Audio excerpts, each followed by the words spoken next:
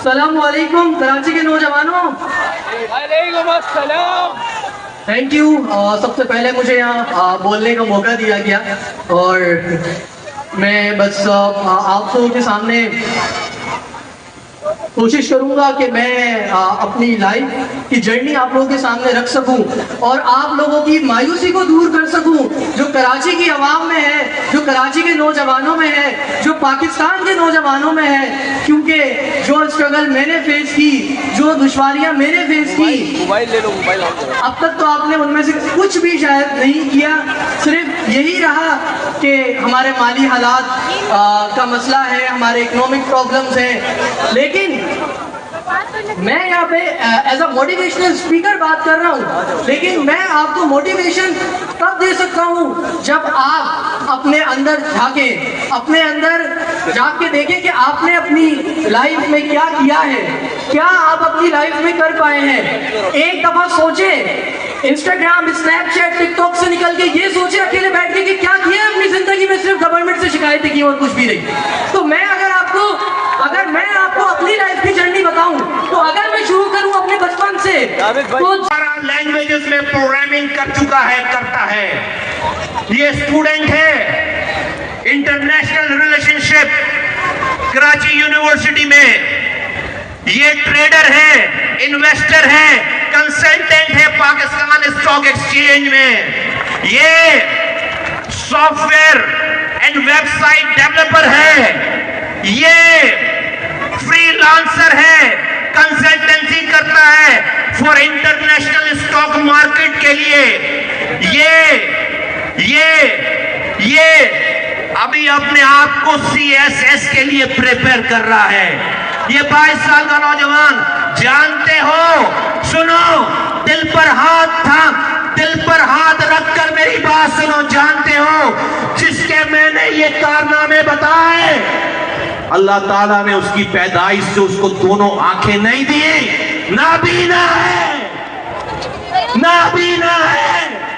ये उसके कारनामे हैं। तुम आंखों वाले होकर मायूस होते हो, तालियां बजाकर उसका इस्तेमाल करो।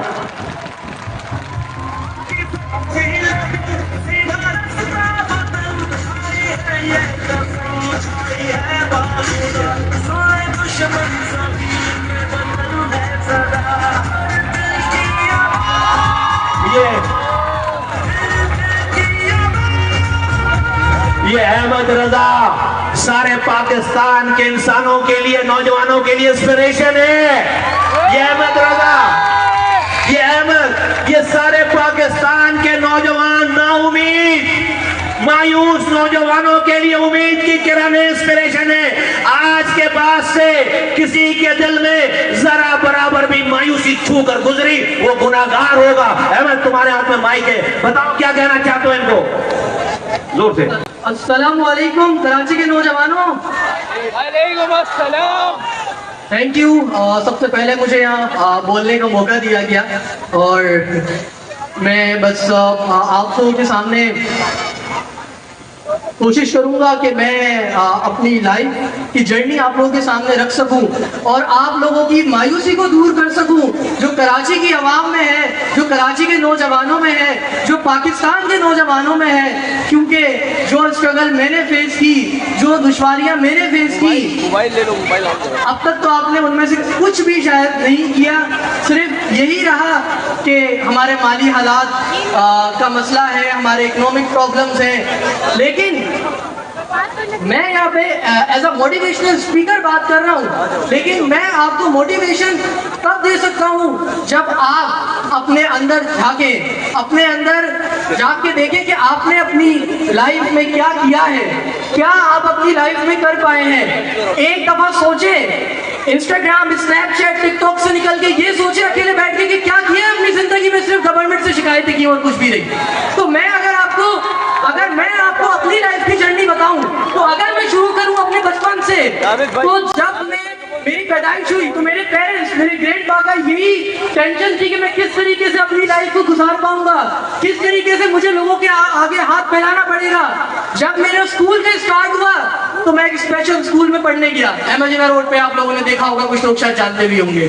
तो जब मैं वहां पढ़ने गया तो मेरे जहन में यही था कि मैं सब कुछ कर सकता हूं, तो फिर मैं क्यों डिस्क्रिमिनेशन बर्दाश्त करूं, क्यों डिस्क्रिमिनेशन मुझे बर्दाश्त करना पड़ेगा, मैं क्यों स्पेशल स्कूल में पढ़ूं। लेकिन हमारी मजबूरियां, हमारे कुछ सिस्टम की कुछ लोग, जिसकी वजह से मुझे स्पेशल स्कूल में पढ़ना पड़ा। लेकिन मेरा स्कूल बेसिकली, मेरे स्कूल में कॉलेज भी है और यूनिवर्सिटी भी है, लेकिन मैंने यहाँ पर ये सोचा कि मैं क्या कर सकता हूँ, जो कि मैंने आप लोगों को कहा कि आप लोग एक दफा सोचे तो सही कि आप लोग अपने लिए क्या कर सकते हैं। मैंने सिस्टम से शिकायत नहीं की और ना ही मैं करना चाहता हूँ, क्योंकि पहले मैं ये तो देख लूँ कि अपने गिरबान में झांक के कि मेरा गिरबान कितना, मैं अपने लिए क्या कुछ कर सकता हूँ। जब मैं अपने लिए कर पाऊंगा तो फिर जाहिर सी बात है मुझे शिकायत करने की जरूरत नहीं है। वहां मैंने एक नॉर्मल कॉलेज में, मेरा गवर्नमेंट नेशनल कॉलेज था मेरा, वहां मैंने स्टडी की और मैं आर्ट्स का स्टूडेंट नहीं, मैंने कंप्यूटर साइंस में स्टडी की। और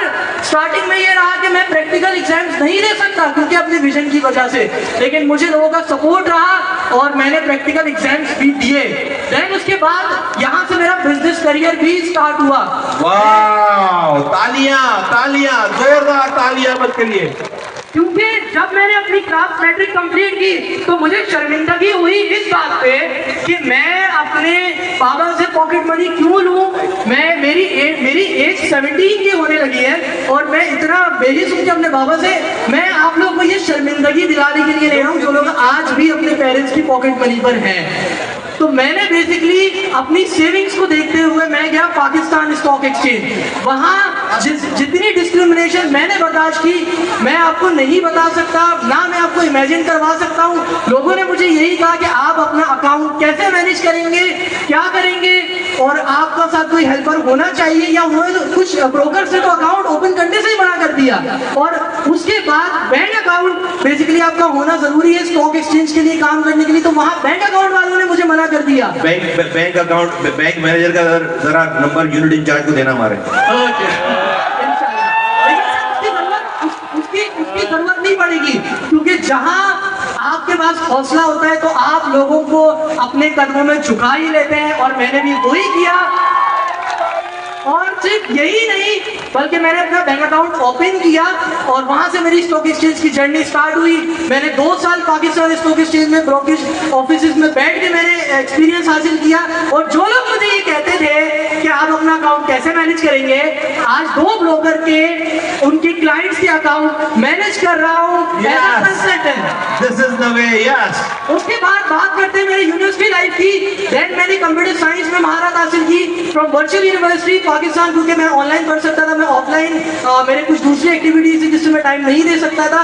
फिर मैंने एडमिशन लिया यूनिवर्सिटी ऑफ कराची में इंटरनेशनल रिलेशंस में, क्योंकि मेरा क्लास मैट्रिक से ये था कि या तो मैंने जर्नलिज्म में जाना है या मैंने, क्योंकि बिजनेस तो करना ही करना है जो कि है, लेकिन उसके साथ कोई आपकी साइड एक्टिविटी भी होनी बहुत जरूरी है। देन मैंने इंटरनेशनल रिलेशन में एडमिशन लिया और उसके बाद मैंने CSS के लिए अब मैं प्रिपेयर कर रहा हूँ इंशाल्लाह। Give him a big round of applause. Ahmad के लिए give him a big applause. बहुत तेज आवाज में, बहुत तेज आवाज में, बहुत तेज आवाज में। अहमद, अब आपकी सुनो, अब आपकी तरफ से अहमद एक और। अहमद ये बताओ तुम यहाँ पर आए कैसे हो? कोई तुम्हें लेकर आया, खुद आए हो? नहीं, मैं बिल्कुल ये सुनो आंखों वालों, नौजवानों, सारे आंखों वाले सुनो अहमद कैसे आया यहाँ पे। सुनो, मैं यहाँ पे बिल्कुल अकेले आया हूँ। ऑडियंस में ना ही मेरे पेरेंट्स हैं, ना ही मेरे फैमिली मेंबर्स हैं, और ना ही कोई मेरे फ्रेंड है। और ये सिर्फ अभी से नहीं है, मैं अकेले ट्रैवल बेसिकली राइड सर्विसेज का यूज करके, बाइक और बाइक का यूज करके निकाल के बता।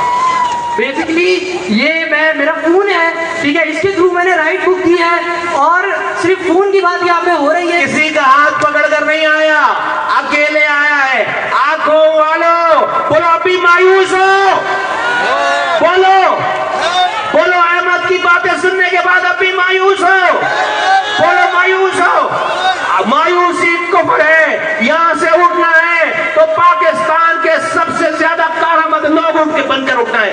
बोलो इंशाअल्लाह ताला, बोलो इंशाअल्लाह ताला। अहमद और कुछ कह रहे हैं? जी हाँ बिल्कुल।